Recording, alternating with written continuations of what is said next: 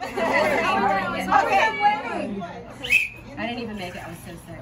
Oh no. I was so sick. I'd start. Wait, start from the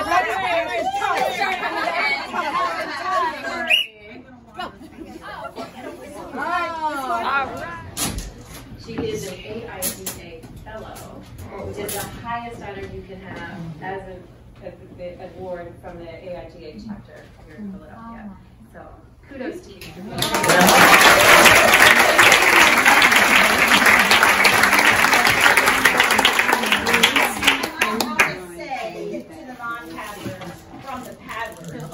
Many of us have been beneficiaries of wonderful uniforms. Well, her only talent was designing dragons. Cynthia, I thought you were going to recruit them. It's a thought. And don't forget, she designed our scarves when we went to Florence. That's right. Yeah. With dragons on them. So I know Rosemary on Design Day, and she rented space from a mutual friend, and I was hanging out there a lot, and one day during lunch, she just said, okay, I'm going out to lunch now, and Steve and I are going to get married. I thought, that is so cool. She's still one of the coolest people. She is cool.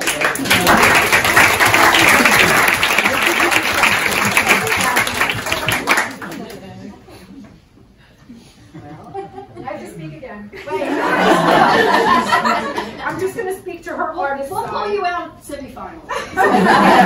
Because Rosemary actually designed my daughter's logo for her business. Wow. She's a speech language pathologist, and she scopes patients with swallowing disorders. And Rosemary designed her logo, and it's been very successful. So I thank her for that as well. Oh, awesome.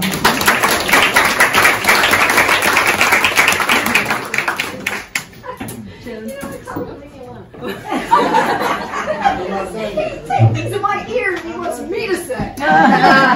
Yes, who's over here? Ruth. So I just want to say happy birthday. Welcome to this wonderful decade. Thank you for getting me on a drum seat. I never would have done it myself, and being able to be part of the team in that way has just been amazing. I guess I have to thank you too for my nickname that I had. That's why we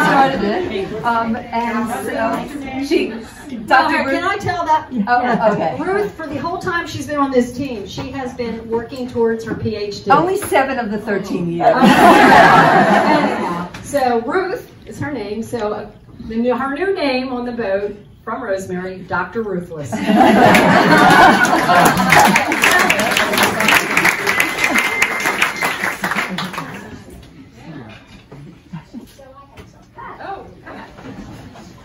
Finally, so I don't know how many of you have ever roomed with Rosemary. Back in 2007, I'm someone that likes to sleep a little later. However, I learned that Rosemary likes to get up at 4:30 in the morning. And not only does she get up at 4:30 in the morning, but she gathers all of your laundry. She throws it in the washer, she washes it. She dries it, she folds it, and she has it sitting there for when you get up. And when I did get up, I come out into the kitchen, and there she is. She's making peanut butter and apples, I think, sandwiches for us to take to practice. And I went, oh, thank you very much. I hate peanut butter. But anyhow, so if any of you have an opportunity to room with Rosemary, I don't know, maybe she doesn't like me. She gets up at 4. Yes. And then she makes a racket to get you up. And then says in a little voice, oh, since you're up, do you want to run? No, I don't, Rosemary. I don't. Well, you have running shoes with you. I don't want to. She'll talk you into anything. Yes, she will. Anything. All right, Rosemary. Two of them in my life. I'm just gonna run a mile with you. Okay, still running 8 miles later. I can't. I gotta stop. Oh, come on, just suck it up. She turns around. So then you come back from running and you just want to shower and maybe lay in the bed a little bit. But that's not good because she whips out an itinerary. We're going to visit the zoo at 7 and it's quarter of. We're going to visit the botanical gardens. We're going to visit this. Then we're going to go to lunch and then we're going to go to dinner. How are you with that? Not good with that. So she keeps you on your toes. So River Sisters, 100% she encourages to the point where you do things that you wouldn't normally do. She pushes you when normally you'd be a little lax. She encourages you, but she does it in this tiny little voice where it's so powerful and it's just the shit she has me do. And she has designed my business logos and cards spectacularly. So yeah, she listens. Yeah. Oh, well, whatever. Yeah, if you can't hear me, I'll grab the microphone again, but I have a feeling. Okay. It's okay, a lot of pages, but really big print. I don't know if many of you know this, but Rosemary has somewhat of an interest in dragon boats. Really just a passing thing until she gets back to her true love, third flute in the marching band. I met Rosemary a number of years back when I was fairly new to this crazy sport. Like so many of my friends, I turned breast cancer into a cult.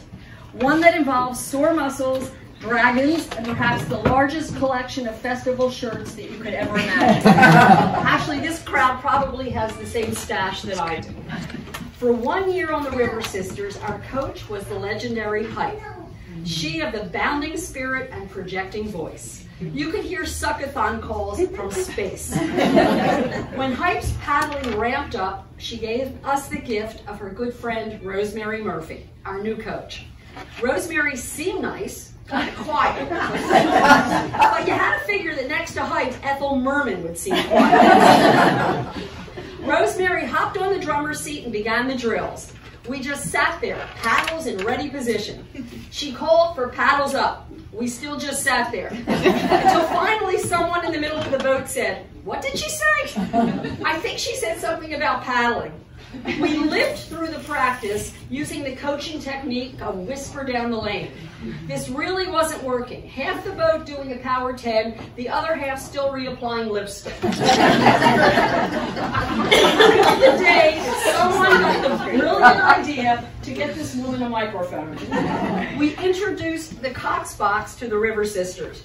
$700 just to hear what Rosemary Murphy had to say. It better be good. And guess what? It was. All of a sudden, that quiet voice was projecting down to seat 10. No more excuses. Seating charts were emailed to the team earlier in the day. And you didn't want to be the team member who dropped out without texting. Or worse, the surprise paddler. You got that "I've disappointed my mother" look from Rosemary. You know, the bright-eyed half smile that says, "Now you've complicated my perfect plan."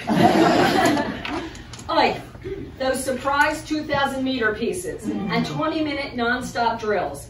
Not to mention the damned continuation of the suckathon. She announces these with the follow-up, "How does that sound?" You know what? She doesn't really care how that sounds. This sweet Rosemary will railroad right over you. I don't know how it works on other teams, but our coach actually weighs down the boat with all the paraphernalia hanging off of her. There's the headpiece and control device for the Cox box. There's the auxiliary bullhorn mic for when she's coaching two boats. Let's see, she has a stopwatch for drills, some other contraption for measuring distance. She's like a one-man band of marine electronics. And she often does this while steering. We all know that Rosemary doesn't do anything halfway. She doesn't just run, she runs 10Ks, 10-milers, half marathons, even marathons. She can't just meet someone for lunch. She has to drag them across the Ben Franklin Bridge and back first. A Rosemary visit to the beach always involves a run or a paddle of some sort. I've even brought her on the Gilda's recreational team as a guest. I just said she was my teammate and told her to dummy down her form. Then there's the food. Did you ever see her eat a hot dog or nachos? Of course not. Rosemary has taken healthy eating to a new level. While everyone else on the team is having pizza or even salads, Rosemary is opening cans of tuna without mayo and little packets of who knows what. Strangely enough, she always offers, "Would you like some?" And that would be a big fat no. I'm saving my appetite for apple cider donuts. That's a fruit, isn't it? I have had the great privilege of getting to know not just Rosemary, but the love of her life, Steve. This is a man who is a picture of supportive. He lugs around an outrigger canoe on top of his car, accompanies her to races where he helps set up tents and other race day paraphernalia. But most of all on race day, you'll find Steve in his happy place, under a tree, reading a book. Not a Kindle, iPad, or any other 21st century device, but a real book with pages that you turn, not tap. But what I like best about Steve is that he eats hoagies, cheesesteaks, burgers, and other normal foods. I guarantee you that man has never eaten anything out of a packet. I would be remiss if I didn't mention the other man in Rosemary's life, and that would be her dad. The man was proud of and supportive of everything she did, and she was devoted to him in return. However, how she showed this was a bit odd. Rosemary had her endless stream of business packages and mail delivered to his house in the suburbs. He dutifully reported the daily arrivals, which she retrieved on the weekend. This woman turned her father into a non-profit UPS student. At least more men get tipped. But most of all, if you know Rosemary Murphy, you know that hands down, her greatest passion has nothing to do with dragon boats, OCs, marathons, even Steve. I am quite sure that everyone in this room has been featured in a Rosemary Murphy selfie. Even if someone has volunteered to take her picture, she prefers the long arm of the selfie. My only complaint is that sometimes she forgets that sacred high and away rule. For our dear Rosemary, turning 60, you all did know she turned 60, right? It's a reason to celebrate. We join her in basking in the love of this room full of friends and family who wouldn't want to be anywhere else but here today honoring Rosemary. Where else but on the river, in a boathouse, surrounded by her crew. But best of all, for Rosemary, turning 60 means something very special, and I thought I was going to be the first one. She's now eligible for senior citizen.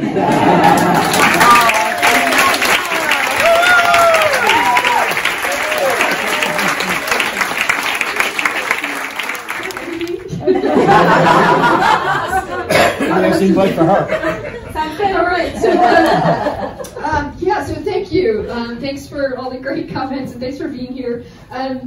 We'll have a birthday cake, yeah. So we'll light some candles. If you want to sing, you can. You don't have to. And what's that? And let's see. Anybody who didn't get a Murphy cup, please. I want to give you one. So light the candles.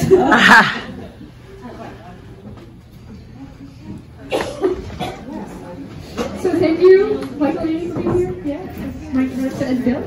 You got everything. Nice invite for her.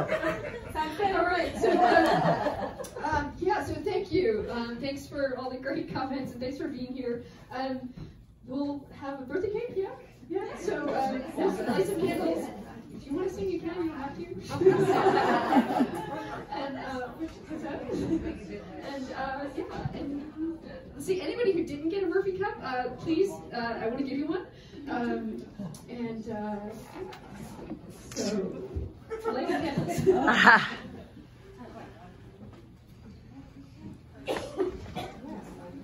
So thank you, Michael, for being here. Yeah. Come on, man. I've got a birthday, but keep it up. I got one. Happy birthday to you.